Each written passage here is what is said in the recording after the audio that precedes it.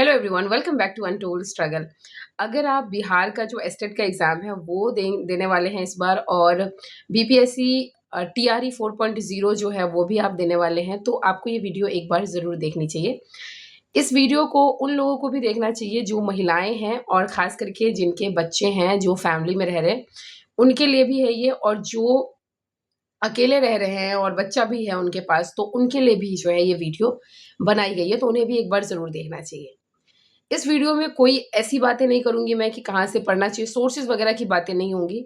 इस वीडियो में मैं बेसिकली आपको सिर्फ़ एक गाइड करने के लिए आई हूँ, एक तरीके से अपना एक्सपीरियंस शेयर करने के लिए आई हूँ कि कैसे आपको अभी प्रिपेयर करना चाहिए, किस चीज़ को जो है आपको नज़र में रखना चाहिए, कैसा मोटिवेशन जो है वो आपको लेना चाहिए ताकि आप थ्रू आउट दिस एग्ज़ाम आप मोटिवेटेड रहें। तो सबसे पहले अगर आप अकेले रह रहे हैं, आप फैमिली में रह रहे हैं या फिर आप मैरिड हैं या अनमैरिड हैं या फिर आप जो है वो एक पेरेंट है और साथ में एक आप जो एस्पिरेंट है, जो स्टूडेंट है वो भी हैं, तो आपको ये वीडियो ज़रूर देखनी चाहिए अंत तक। तो स्टार्ट करते हैं वीडियो। आपको किसी भी तरीके की परेशानी है, किसी भी तरीके की परेशानी है, तो वो परेशानी आप ये दिमाग में लेके चलिए कि वो परेशानी कुछ समय के लिए ही रहना। देखिए, हर वक़्त मोटिवेटेड रहना ज़रूरी है क्योंकि उसके बगैर तो काम नहीं होने वाला है। आप पास होंगे, आप क्वालीफ़ाई होंगे या आप नहीं क्वालीफ़ाई होंगे, वो अलग चीज़ हो जाती है। लेकिन पहले आपकी जो प्रिपरेशन है, वो अच्छी होना बहुत ज़रूरी है। तो ये सारी चीज़ें तो रहेंगी ही, जितनी भी चीज़ें हैं, बाकी की रिस्पॉन्सिबिलिटीज़ हैं, वो आपकी रहेंगी ही, वो आपके साथ ही रहेंगी। ऐसा अगर आपको फ्रस्ट्रेशन हो रहा है, आप नहीं पढ़ पा रहे हैं या आपको ऐसा लग रहा है कि टाइम नहीं मिल पा रहा है आपको प्रॉपर पढ़ाई करने के लिए, तो फ्रस्ट्रेशन होना भी ये एक नेचुरल अ, तरीका है, एक नेचुरली जो है वो होता है हर एक ह्यूमन को। लेकिन आपको जो है थोड़ा-सा अपने आप को शांत रखना है। सबसे पहले आपको पेशेंस रखना है, जितना हद तक हो सके आपको रिएक्ट कम करना है और आपको जो समय है उसको ढंग से यूटिलाइज़ ज़्यादा करना है। तो अगर आप फालतू के पचड़ों में पड़ेंगे तो फिर दिक्कत हो जाएगी कि आप पढ़ नहीं पाएँगे। पढ़ाई के वक़्त जो है, पढ़ाई का जो टाइम है वो सारा फालतू की चीज़ों में चला जाएगा और कहीं न कहीं जो आपका ब्रेन है वो भी इस तरीके से वर्क नहीं कर पाएगा इतना एफ़िशिएंटली जितना वो बिना इन सारी चीज़ों के कर सकता था। तो सबसे पहली चीज़ कि आपको बाकी चीज़ों में या बाकी की जो टेंशन्स है घर में या परिवार में किसी भी तरीके की, उसमें आपको नहीं पड़ना है। दूसरी बात, मैक्सिमम टाइम जो है वो आप अपने पढ़ाई के लिए दें। चाहे वो आपको हाफ आवर का ही ब्रेक मिले या 1 घंटे का ही ब्रेक मिले, आप उसको पूरा का पूरा जो है वो पढ़ाई में यूटिलाइज़ करने की कोशिश करें। तीसरी चीज़, यूट्यूब पे बहुत सारी वीडियोज़ हैं, हर तरीके की। आप जिस भी चीज़ की प्रिपरेशन कर रहे हैं, उसकी वीडियो आपको अवेलेबल हो जाएगी फ्री ऑफ कॉस्ट। तो अगर मनी ओरिएंटेड प्रॉब्लम है, पैसों से रिलेटेड कोई प्रॉब्लम है आपको, तो भी आप आराम से प्रिपरेशन कर सकते हैं। तो यूट्यूब का भी अगर आप चैनल फॉलो कर रहे हैं, किसी शिक्षक से आप पढ़ रहे हैं, तो किसी एक टीचर से ही पढ़ें। ये नहीं कि अभी आज एक वीडियो देख लिया एक टीचर का और फिर किसी दूसरे टीचर का वीडियो देख लिया। कोशिश ये रखिए कि आप किसी एक टीचर से ही सारे जो टॉपिक्स हैं वो एक-एक करके समझें। नेक्स्ट चीज़ ये कहना चाहूँगी मैं कि अगर आपने सिलेबस जो है वो अभी तक नहीं निकाला है और आप ऐसे ही सिर्फ़ वीडियोज़ देख रहे हैं यूट्यूब की और आप प्रिपरेशन कर रहे हैं, तो आप गलत ट्रैक पे जा रहे हैं। सबसे पहले आप जिस भी एग्ज़ाम के लिए प्रिपेयर कर रहे हैं, चाहे वो एस्टेट हो, चाहे वो बीपीएससी, टीआरई हो, तो आप सबसे पहले उसका जो सिलेबस है वो अपने टेबल पे ज़रूर रखें, अपने पास ज़रूर रखें और सिलेबस के अकॉर्डिंग ही पढ़ें आप। आप किसी भी यूट्यूब चैनल से पढ़ रहे हैं, कहीं से भी पढ़ रहे हैं आप या कोई एप्लीकेशन पे आपने कोई क्लास ले रखी है, आप पढ़ रहे हैं तो सिलेबस के अकॉर्डिंग पढ़ें क्योंकि सिलेबस के अकॉर्डिंग अगर आप पढ़ेंगे और फिर आप पीवाईक्यूज़ लगाएँगे और उस टॉपिक से रिलेटेड बाकी के क्वेश्चंस लगाएँगे, तो वो ज़्यादा फ्रूटफुल रहेगा। वो ज़्यादा आपको जो है आपके कॉन्फिडेंस को भी एनहांस करेगा और आपको ये भी लगेगा कि हाँ, कुछ चीज़ें आप जो है वो समझ पा रहे हैं, आपको आ रहा है, थोड़ा कॉन्फिडेंस जो है कहीं न कहीं बूस्ट होगा। नेक्स्ट चीज़, नेक्स्ट ये प्रॉब्लम आती है बच्चों में कि वो जो अ, रिविज़न है वो कहीं न कहीं लैग कर देते हैं और आप फालतू चीज़ों में लगे रहते हैं, पूरे दिन आपका टाइम पता नहीं चलता आपको कैसे निकल जाता है। तो टाइम को जो है मैनेज करना वो आपको पता होगा कि आपका टाइम आप कहाँ-कहाँ वेस्ट करते हैं और कहाँ-कहाँ से जो है अपना टाइम जो है बचा सकते हैं और आप अपनी पढ़ाई को दे सकते हैं। तो रिविज़न बहुत ज़रूरी है, पढ़ना ज़रूरी है बट इक्वली इम्पोर्टेंट है रिविज़न। आपने जितनी भी चीज़ें पढ़ी हैं, मान लीजिए कोई एक टॉपिक आपने 1 दिन में प्रिपेयर किया है, तो दूसरे ही पल आप क्या करेंगे उस टॉपिक को रिवाइज़ ज़रूर करेंगे, उसके बाद ही आप नेक्स्ट क्लास जो है वो अटेंड करेंगे, नेक्स्ट टॉपिक के लिए जो है आप वापस से नोट्स बनाएंगे या फिर आप क्लासेस लेंगे। नेक्स्ट चीज, आप जब सिलेबस के अकॉर्डिंग पढ़ते हैं तो आप नोट्स जरूर बनाएं। अगर आपने अभी भी नोट्स नहीं बनाए हुए हैं, आप जो notes free of cost Telegram channels के थ्रू मिल रहे हैं, सर्कुलेट हो रहे हैं, वो ले सकते हैं, या फिर जो पेड नोट्स हैं वो भी आप ले सकते हैं, पैसे पे करके भी आप नोट्स परचेज कर सकते हैं, ताकि आपका थोड़ा सा जो समय है वो बचे।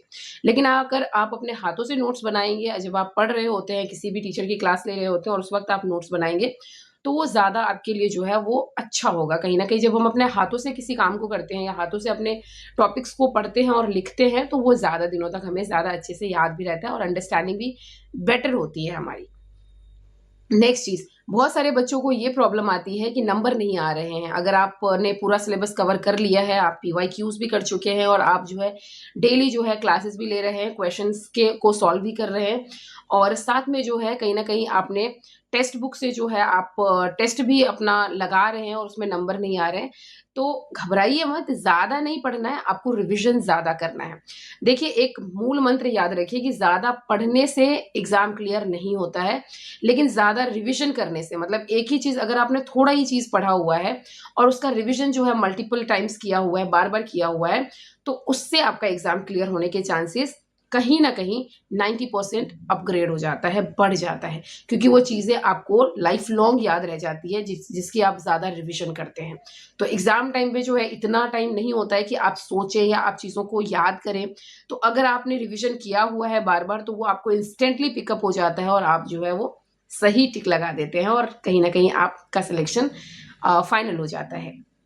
कुछ बच्चों की ये प्रॉब्लम होती है कि टाइम ही नहीं है, तो टाइम किसी के पास नहीं है, टाइम निकालना पड़ता है। अगर आप एक पर्सन से भी आप वन टू वन बात करें ना, तो सब यही कहेंगे कि उनके पास टाइम नहीं है। चाहे वो किसी जॉब में है, चाहे वो घर बैठे हैं, चाहे वो हाउसवाइफ है, चाहे वो अनमैरिड है, चाहे वो मैरिड है, मतलब आप ये लगा लो कि सबके पास जो है ये प्रॉब्लम तो ज़रूर है कि टाइम नहीं है।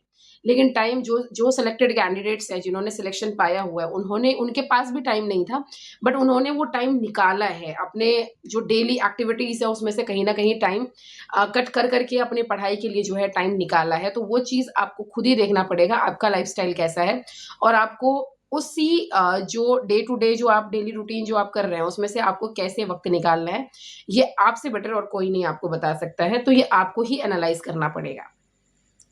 अब बात करते हैं हम नेक्स्ट चीज़ों पे कि अगर आप इन दोनों एग्ज़ाम्स की प्रिपरेशन कर रहे हैं, तो सबसे पहले याद रखिए कि एस्टेट की प्रिपरेशन आप जितना अच्छे से हो सके, उतना अच्छे से आप कर दीजिए।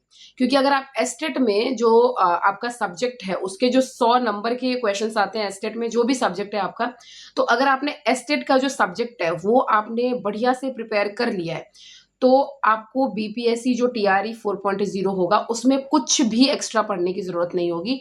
सब्जेक्ट वाला 100 मार्क्स तो आपका ऑलरेडी प्रिपेयर है और बीपीएससी टीआरई 4 में भी सब्जेक्ट ओरिएंटेड चीज़ें जो है वो 100 मार्क्स के ही आते हैं, तो वो आपका बहुत अच्छे से प्रिपेयर हो जाएगा। तो एस्टेट का ये मत सोचिए कि सिर्फ 75 नंबर ही लाना है क्वालिफाई होने के लिए एस्टेट। आप ये समझ के पढ़िए कि आपको फिर बीपीएससी टीआरई 4.0 जो है वो भी देना है, तो क्यों ना एक साथ ही प्रिपरेशन हो जाए। तो सब्जेक्ट का जो सब्जेक्ट पे जो पकड़ है, जो उसका नॉलेज है, वो पक्की बना लीजिए, वो स्ट्रॉन्ग कर लीजिए। तो ये आपको काफ़ी हद तक जो है वो हेल्प कर जाएगा फर्दर एग्ज़ाम्स देने के लिए। उसके साथ-साथ एक और चीज़ बोलना है मुझे कि कई लोग जो है ना, कई बच्चे जो है वो, कई एस्पिरेंट्स जो है वो एस्टेट पेपर 2 या फिर पेपर 1 अगर दे रहे हैं, तो वो क्या करते हैं कि जो बी वाला पार्ट है, एस्टेट में जो सिलेबस है, ए पार्ट तो वो सब्जेक्ट स्पेसिफिक ही है, लेकिन जो बी पार्ट है, जिसमें हम शिक्षण कला जो है वो पढ़ते हैं और बाकी चीज़ें भी आती हैं, मैथ्स भी आता है, रीज़निंग भी आता है, तो उसके ऊपर जो है ज़्यादा वक़्त लगा देते हैं। तो आपको ये ध्यान रखना है कि उस पे ज़्यादा वक़्त नहीं देना है। वो अगर आपने बीएड किया हुआ है, तो डेफ़िनिटली आपको बहुत चीज़ें उसमें से आती होंगी। आपने सीटेट भी दिया ही होगा लाइफ़ में, तो उसमें भी आपने पढ़ा ही होगा। तो वो ऑलरेडी आप उसमें जो है काफ़ी अच्छा अचीव कर लेते हैं, तो उसपे इतना वक़्त नहीं देना है। एग्ज़ाम से 1 हफ़्ते पहले, 10 दिन पहले भी अगर आप उसको पढ़ेंगे, तो वो आपका हो जाएगा। साथ के साथ, क्योंकि आप बीपीएससी टीआरई 4.0 की भी प्रिपरेशन कर रहे हैं, तो जो 5 मार्क्स का मैथ्स आता है स्टेट में, वो भी आप अच्छे से कर लेंगे। वो आपका बहुत फ़ायदा करेगा जब आप प्री देंगे, अगर ये प्री होगा और मेंस होगा टीआरई 4 में, तो ये चीज़ भी आपको जो है लेके चलना है। तो सबसे पहले मैंने बताया कि अभी आप क्या करें, सब्जेक्ट स्पेसिफिक चीज़ें जो है उसको अच्छे से उस पे पकड़ बना लें, उसकी प्रिपरेशन बहुत बेहतर तरीके से कर लें। उसके बाद जो है बी पार्ट जो है, जो टीचिंग एप्टीट्यूड्स है, उस पे आप बाद में ध्यान दें। एस्टेट कंप्लीट होते ही, क्योंकि बीपीएससी टीआरई 4.0 में ये भी बताया गया है कि जो बीपीएससी टीआरई 4.0 है, जो एस्टेट अपीयरिंग कैंडिडेट्स हैं, वो भी ये बीपीएससी टीआरई 4.0 जो है दे सकते हैं। तो आप क्या करेंगे, जैसे ही एस्टेट कंप्लीट होगा आप बीपीएससी टीआरई 4.0 की प्रिपरेशन में लग जाएंगे। आप ये नहीं सोचेंगे कि अभी इसका एग्जाम का रिजल्ट आएगा उसके बाद देखेंगे, आप बस लग जाएंगे।